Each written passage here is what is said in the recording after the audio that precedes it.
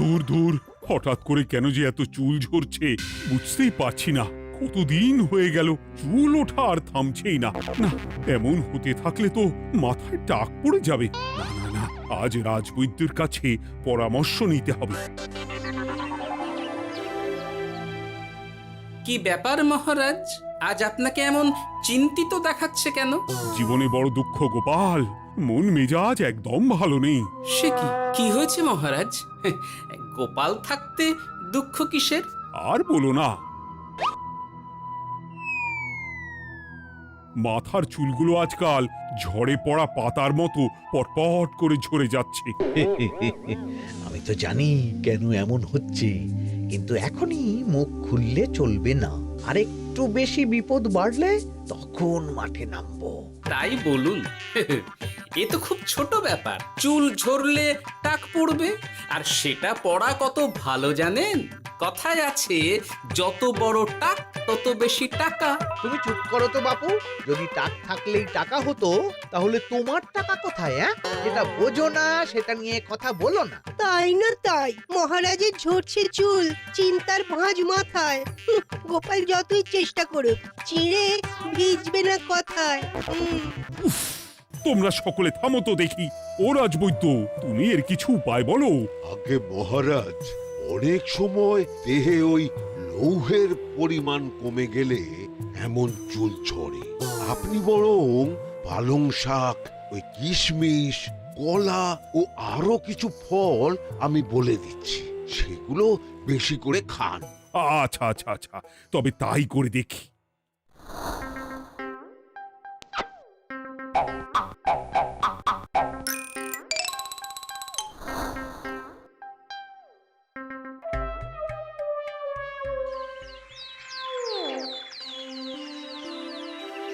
ও রাজবৈদ্য, তোমার কথা মতো শাক পাতা ফলমূল সবই তো খেলাম, চুল ঝরা বন্ধ তো হলোই না।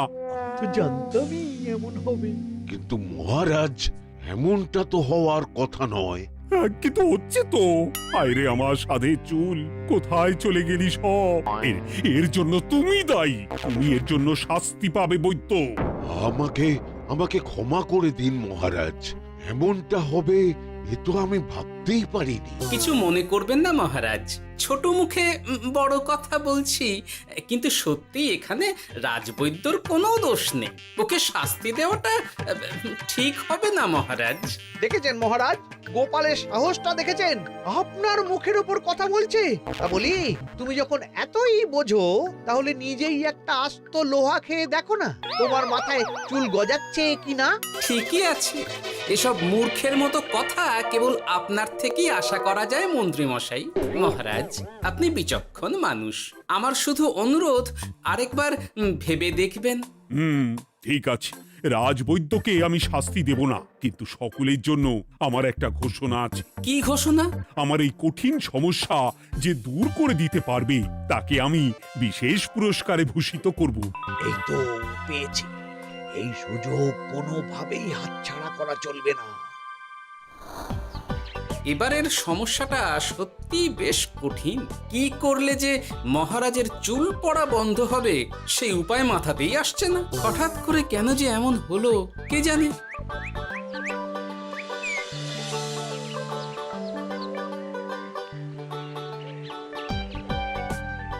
ও মা, তুমি এসে গেছো? একটু বসো, আমি তেলটা মেখেই হাত ধুয়ে খাবারটা বাড়ছি। হ্যাঁ, সে ঠিক আছে, কিন্তু তুমি কিসের তেল মাখছো এটা? কি আবার মাথার চুলের তেল? এখানেও চুল, ওদিকে মহারাজেরও চুল ঝরে পড়া নিয়ে আমরা সবাই হিমশিম খাচ্ছি গিন্নি। আরে, মহারাজের অত সুন্দর কালো চুলগুলো ঝরে যাচ্ছে, এ তো ভারী দুঃখের কথা। সে আর বলতে। ওই জন্যেই তো আমি বাবা মাথায় এই জড়িবুটি তেল মাখি। এতে চুলের গোড়া শক্ত করে, চুলকে ভালো রাখে, নতুন চুল গজায় সব। হ্যাঁ। কি কি বললে? নতুন চুলও গজায়? সত্যি? হ্যাঁ। বাহ, তাহলে আর চিন্তা কি? আমাকে এই তেলটা একটু দিতে পারবে গিন্নি? মহারাজকে দিয়ে আসি। উনি বলেছেন যে ওনার সমস্যা দূর করতে পারবে তাকে উনি পুরস্কার দেবেন। ওমা, এই তাই নাকি? এ তো দারুণ ব্যাপার গো। নাও নাও নাও, তেলখানা নিয়ে মহারাজকে কাল দিয়ে এসো তাহলে। আর জানিয়ে দিও, দিনে 2 বার কিন্তু তেল মাখতেই হবে। হ্যাঁ, আচ্ছা ঠিক আছে।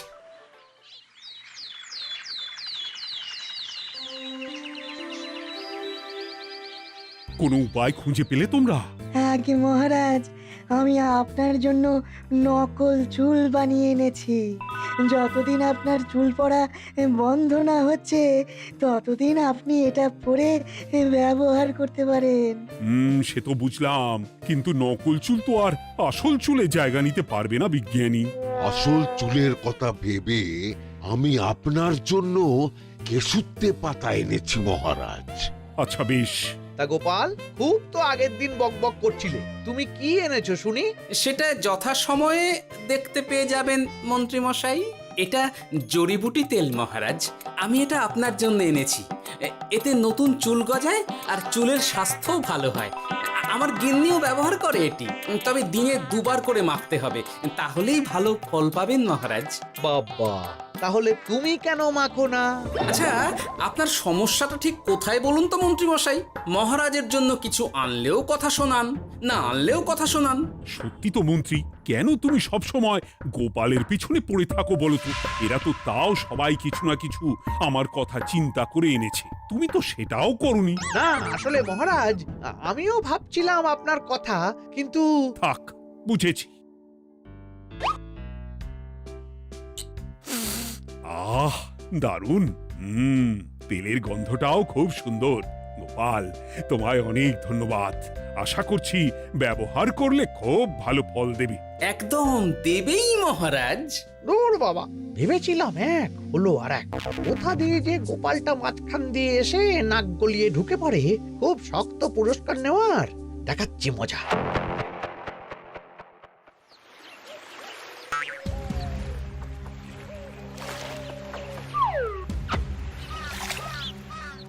এবারে গোপালের তেল দিয়েই সব কিছু তোলপাড় করব।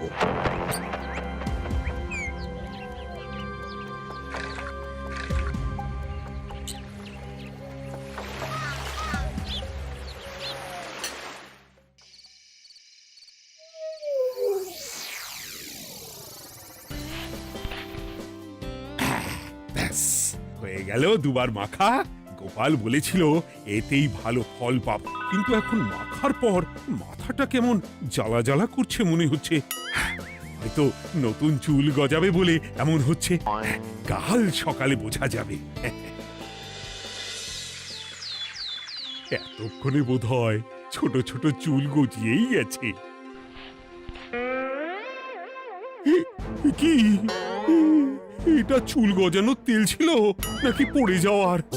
হে ভগবান, যেটুকু বাকি ছিল সেটাও ঝরে পড়ে টাক পড়েই গেল। হ্যাঁ, গোপালই হলো যত নষ্টের গোড়া। আজ আসুক সভায়।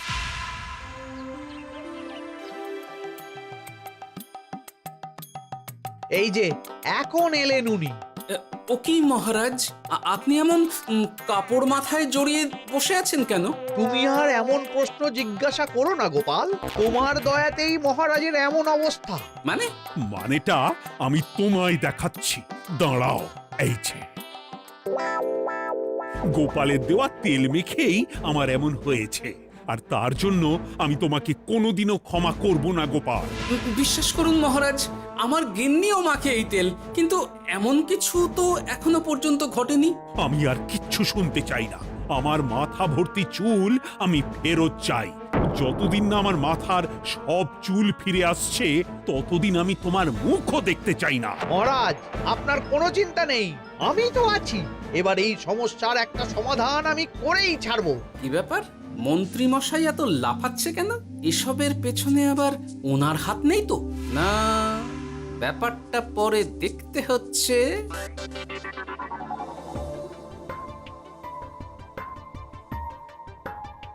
আমি বলি কি মহারাজ, এই সময়টা বরং আপনি নকল চুলটা মানে পরচুলা ব্যবহার করুন। হ্যাঁ, অগত্যা কিছু তো একটা গন্ডগোল আছেই। গিন্নিও তো রোজ মাথায় তেল মাখে, কই এমন তো হয় না। মন্ত্রী যদি কিছু করেও থাকে তাহলেও হাতে নাতে ধরবো কিভাবে? ও কি গো গোপাল দাদু, এখন এই সময় তুমি রাজসভা ছেড়ে এখানে? তোদের দাদু আর রাজসভায় যাবে না রে? কি বলছো গো? কেন? আর কেন, বিনা দোষে এমন শাস্তি। তোমায় শাস্তি দিয়েছে, তুমি শুধু বলো কে তোমার সাথে কি করেছে, বাকিটা আমরা বুঝে নিচ্ছি। আচ্ছা বলছি, কৃষ্ণনগরের মন্ত্রী মশাইয়ের বাড়িটা কোন দিকে একটু বলতে পারবেন? কৃষ্ণনগরে নতুন নাকি? আগে তো আপনাকে কখনো দেখেছি বলে মনে পড়ছে না।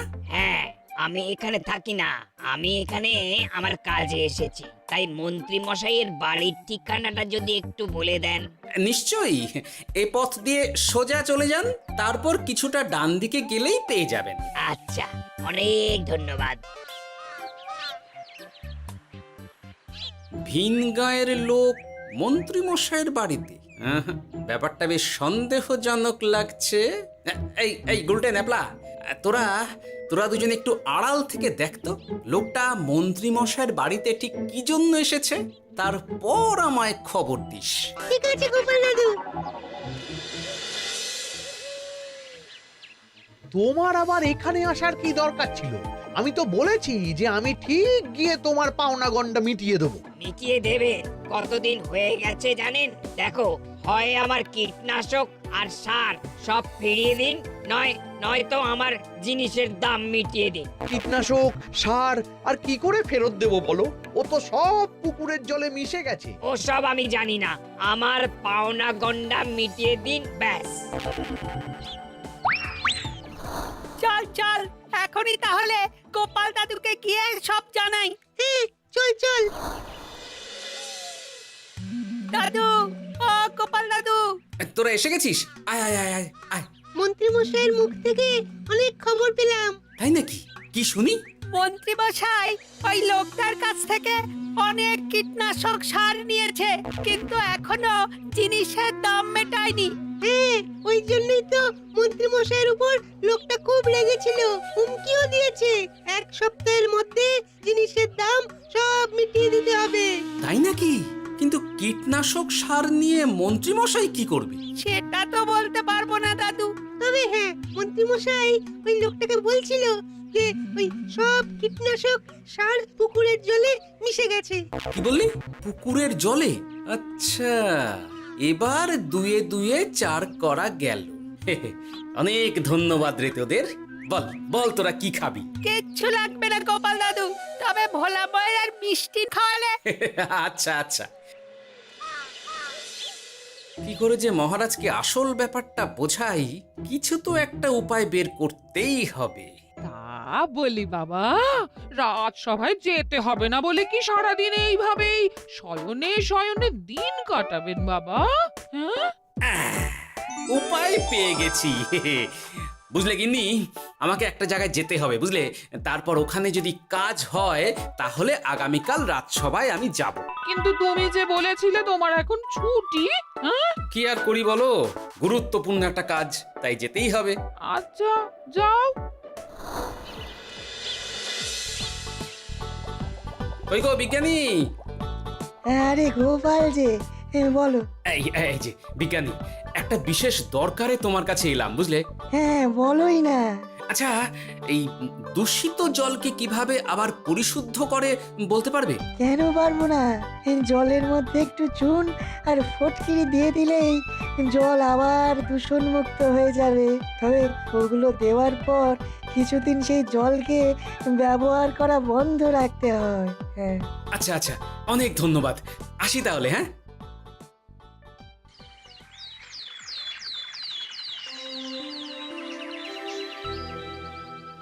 ছায়া পড়েছে, ছায়া পড়েছে, আমি বেশ বুঝতে পারছি তার ছায়া পড়েছে এখানে।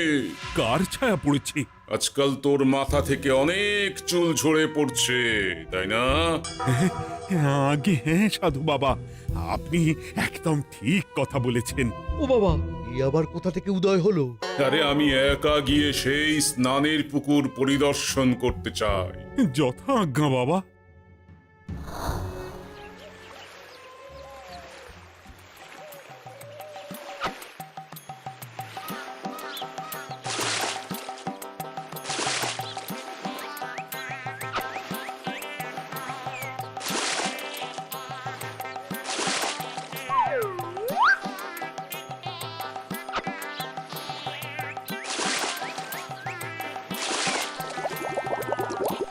যাক বাবা, মোটামুটি সপ্তাহখানেক এভাবে থাকলেই পুকুরের জল আবার আগের মতো পরিষ্কার হয়ে যাবে।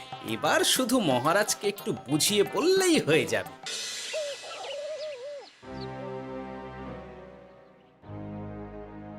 কি বুঝলেন সাধু বাবা? আমার অনুমানটাই ঠিক ছিল। পুকুরের জলে কালো ছায়া পড়েছে, কুদৃষ্টি পড়েছে, তাই এমন হচ্ছে। সে কি? কি কালো ছায়া? যত সব বাজে কথা। জল দূষণ করলাম আমি, আর দোষ পড়ছে কালো ছায়ার উপর। তাহলে এখন কি হবে? চিন্তার কোনো কারণ নেই। আমি মন্ত্রপুত ভস্য ছড়িয়ে দিয়েছি। 1 সপ্তাহ ওই পুকুরের জল স্পর্শ তো দূর, পুকুরের কাছেও যাওয়া নিষেধ। তাহলে আমার মোহরের কি হবে? যথা আজ্ঞা সাধু বাবা। ও কি, তাহলে মহারাজ এতদিন স্নান করবেন কোথায়? সে কথা কাউকে চিন্তা করতে হবে না। মহারাজের ওপরে কালো ছায়া পড়া জল পড়েছে, তাই আগে সেটা শোধন করতে হবে। আমাকে তাহলে কি করতে হবে সাধু বাবা? আমার শিষ্য গোপাল আমাকে আগেই এই বিষয় জানিয়েছিল। আমি তার হাত দিয়েই তোর স্নানের জল পাঠিয়ে দেব। তাই আগামী 1 সপ্তাহ সেই জল দিয়েই তোকে স্নান করতে হবে। কি গোপাল? দেখছো তো মন্ত্রী, গোপাল আমাকে কত ভালোবাসে। আমি ওকে কত কথা শোনালাম, কিন্তু না না না না, কাল থেকেই আমি আবার গোপালকে রাজসভায় ডেকে আনবো। আমি আসছি, আমার কাজ হয়ে গেছে। আর হ্যাঁ, তোর স্নানের পুকুরের চারিদিকে প্রহরীর বন্দোবস্ত কর। কাক পক্ষীও যেন ওখানে প্রবেশ করতে না পারে। আচ্ছা বাবা, আচ্ছা।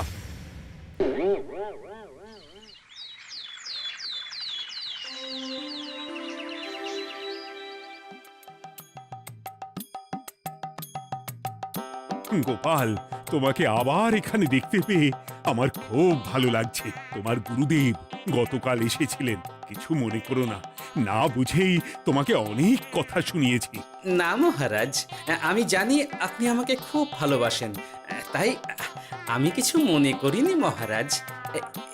এই নিন, আমি আপনার স্নানের জল এনেছি। হ্যাঁ হ্যাঁ, দাও দাও দাও।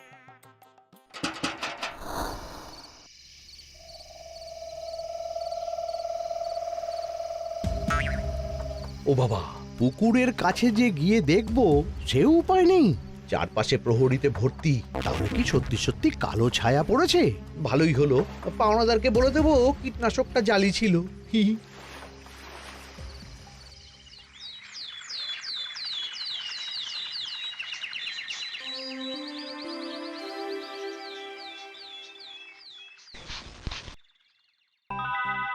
এই তো আমার সেই পুরনো কালো চুলগুলো আবার ফিরে এসেছে।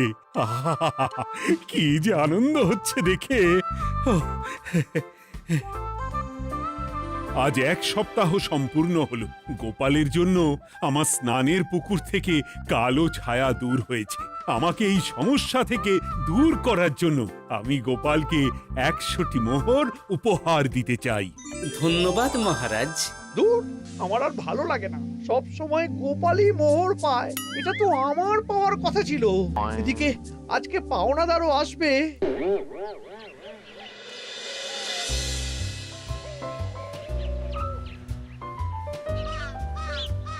গোপাল দাদু, ওই লোকটা এসে গেছে। আচ্ছা, আসছি। এটা তো মন্ত্রীর বাড়ির দিকে রাস্তা। আমরা তাহলে ওদিকে কেন যাচ্ছি গোপাল? আপনার পুকুরের আসল রহস্যটা কি সেটা আপনি জানবেন না মহারাজ? মানে? নিজের চোখেই দেখুন, তাহলে বুঝতে পারবেন। আর একটু সময় দাও আমায় ভাই।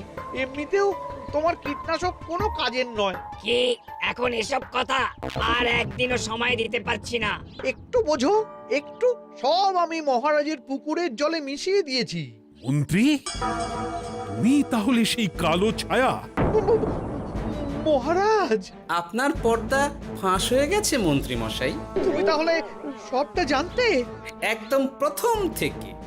রে, খুব জোর ফেঁসেছি। এদিকে পাওনাদার, ওদিকে মহারাজ, এইখান থেকে কেটে পড়তে হবে। গন্ডগোল করে আবার পালানো হচ্ছে তবে রে। বলো, কেন করেছিলে? মহারাজ, আমি ভেবেছিলাম আপনার সব চুল উঠে গেলে আমি আপনার কাছ থেকে চুল গজানোর ওষুধ দেওয়ার নামে অনেক টাকা লুটবো। কিন্তু সেই ভাবনা ভাবনাই থেকে গেল, সেগুড়ে যে বালি হয়ে গেল। ভাবা যায় চুলের জন্য চুলোচুলি, হ্যাঁ? হাসির রাজা, জ্ঞানের রাজা, রসিক রাজা।